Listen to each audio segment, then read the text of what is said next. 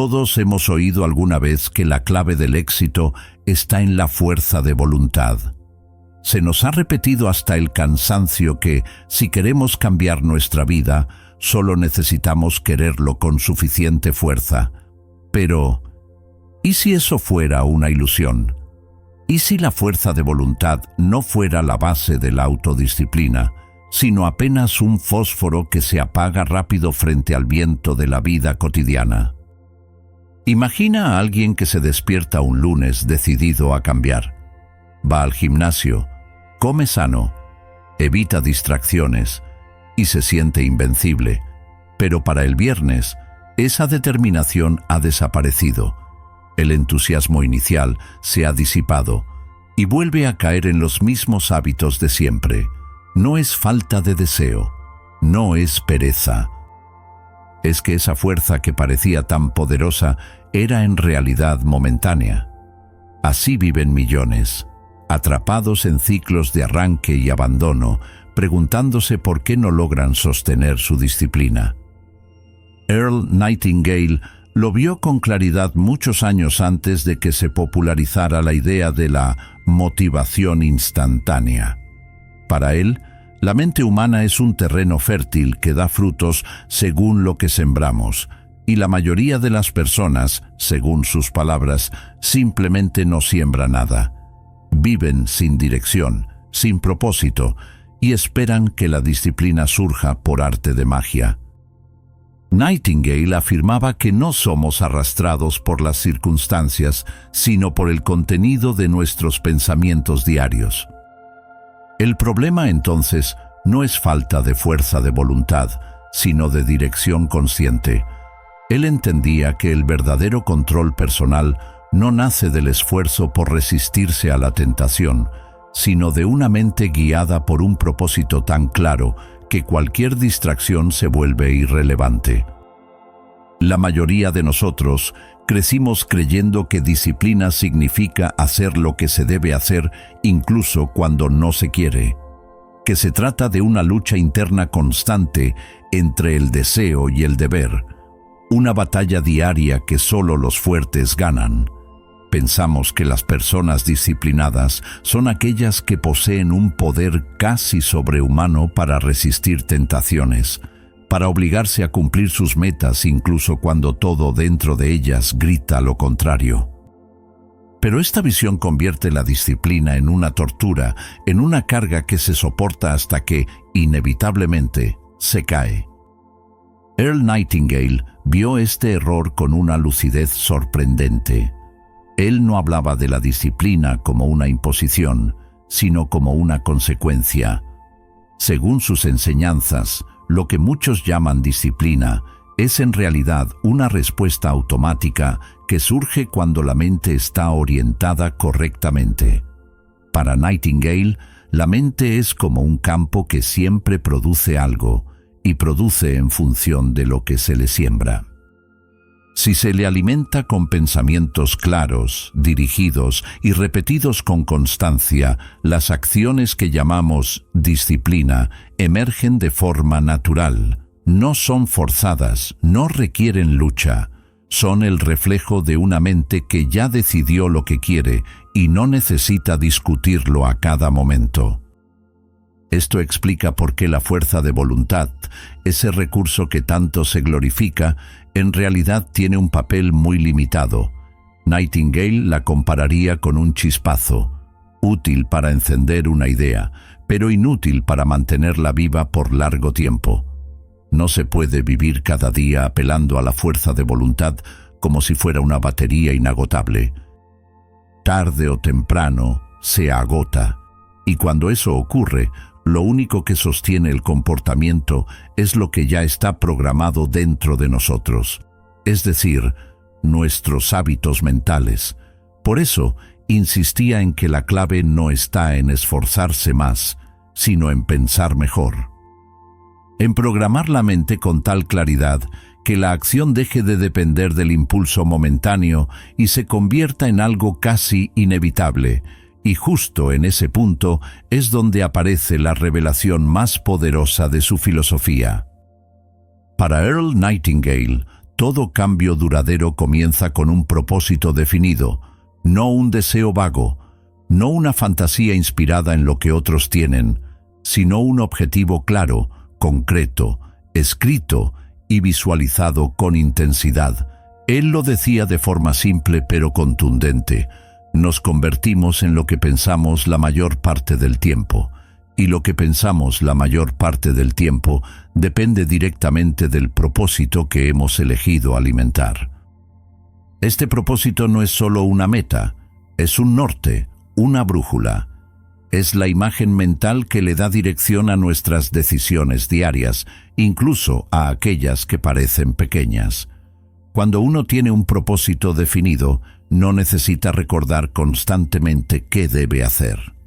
La acción se alinea sola, porque el pensamiento ya está en sintonía con el objetivo. Así, lo que parecía requerir esfuerzo empieza a sentirse como un movimiento natural. Y aquí ocurre algo curioso. Cuando ese propósito se instala profundamente en la mente, la famosa fuerza de voluntad se vuelve casi irrelevante. Ya no se necesita pelear con uno mismo para evitar la procrastinación o mantener la constancia. El propósito actúa como una fuerza invisible que organiza el comportamiento. En lugar de obligarte a ir al gimnasio, por ejemplo, es tu propósito el que te guía allí casi por reflejo. No te debates si debes o no estudiar, si comes bien o mal, si pierdes el tiempo o no, porque todas esas decisiones ya están tomadas por adelantado, integradas en el mapa mental que tú mismo creaste. Earl lo ejemplificaba con personas que tenían un objetivo claro y se mantenían enfocados durante años, a veces sin apoyo, sin recursos, sin condiciones ideales. Pero lo que los sostenía no era un impulso esporádico ni un truco de motivación. Era esa imagen interna de lo que querían lograr. Era el propósito claro que vivía en su mente y les daba dirección, incluso en los días grises. Lo veías en el joven que quería crear un negocio y trabajaba en silencio cada noche mientras otros dormían. Lo veías en la madre que sacaba adelante a su familia, guiada por la visión de un futuro mejor. Ninguno de ellos actuaba con lo que nosotros llamaríamos fuerza de voluntad, sino con propósito. Y cuando el propósito es fuerte, el comportamiento disciplinado ya no se ve como sacrificio, se ve como parte del camino. Esa es la verdadera transformación que Earl Nightingale nos invita a vivir. La frase más célebre de Earl Nightingale, "nos convertimos en lo que pensamos la mayor parte del tiempo", no es solo una reflexión profunda, es una fórmula, una que, cuando se comprende, revela por qué la autodisciplina no es una lucha, sino una consecuencia. Cuando alguien piensa de forma repetida y constante en un propósito definido, no solo se enfoca, se transforma. Su mente comienza a operar desde esa idea, y sus decisiones, desde las más simples hasta las más complejas, comienzan a alinearse con ese pensamiento dominante. Nightingale no hablaba de pensar de vez en cuando en lo que se quiere. Hablaba de pensamiento dirigido, sostenido, intencional.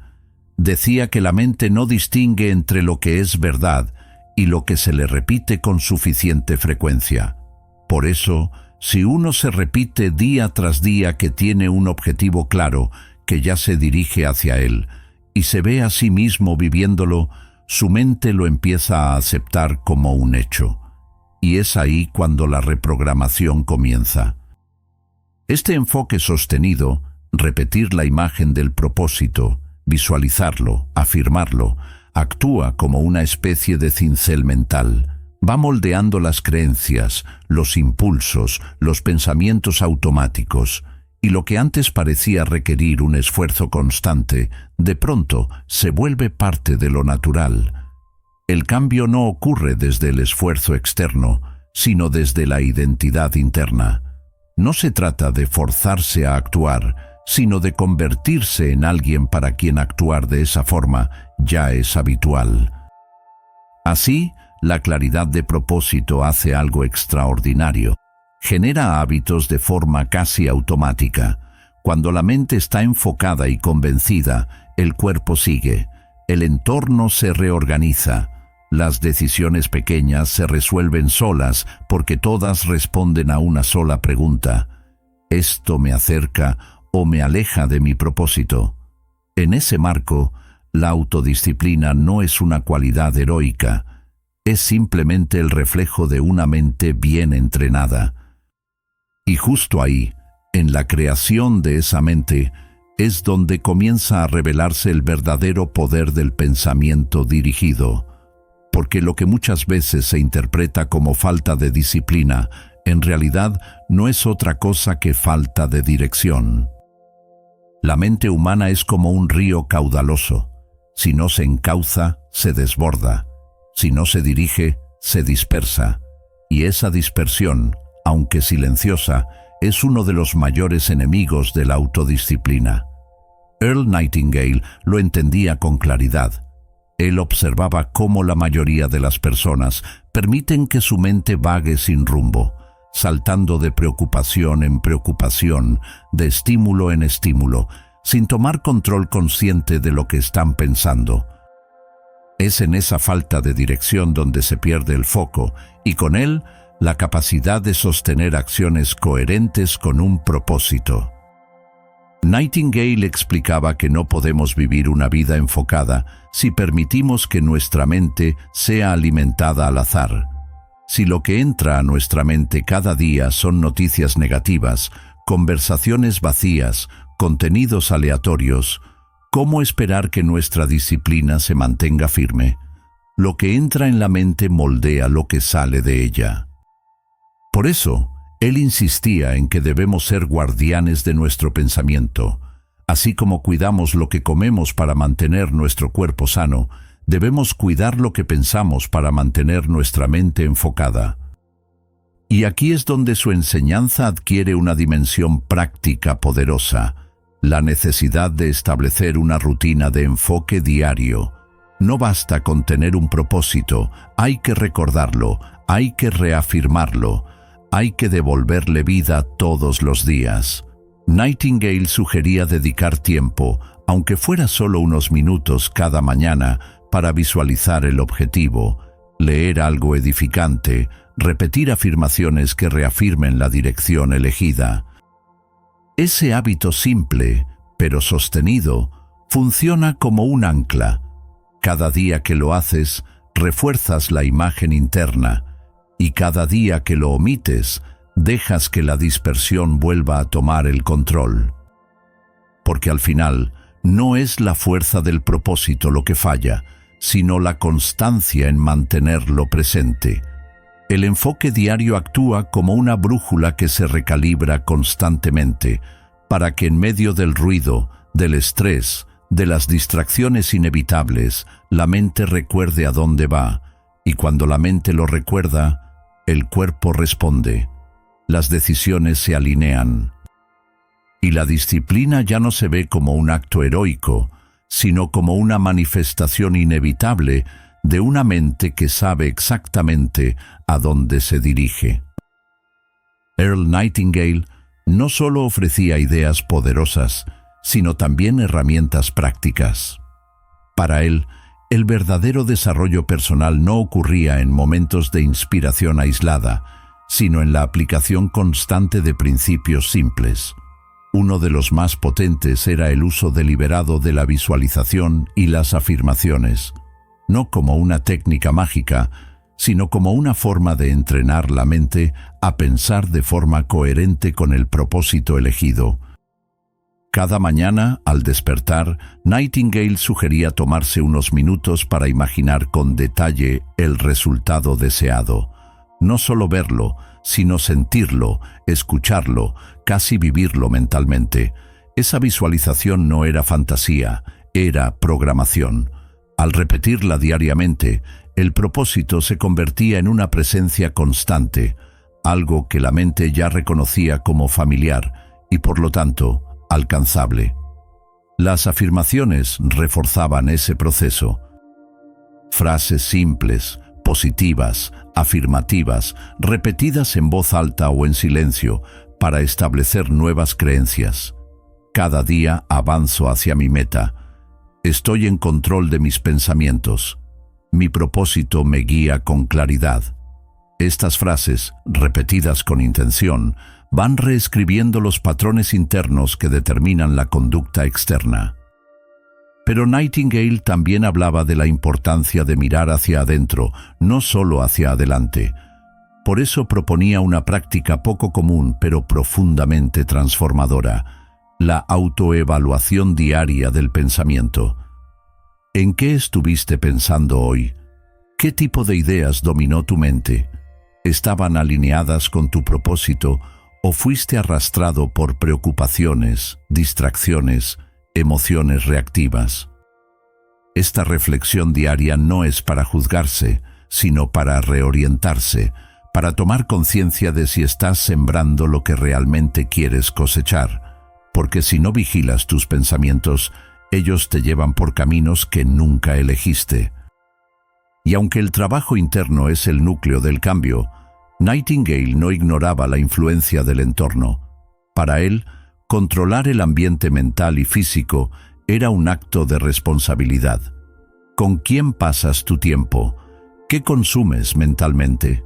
¿En qué lugares te mueves? ¿Tu espacio te inspira o te drena? Todo eso forma parte del terreno donde germina o muere el propósito. Si vives rodeado de negatividad, caos o ruido, la mente se dispersa más fácilmente. Pero si eliges rodearte de libros edificantes, conversaciones significativas, espacios ordenados, sonidos que elevan, entonces el entorno se convierte en aliado.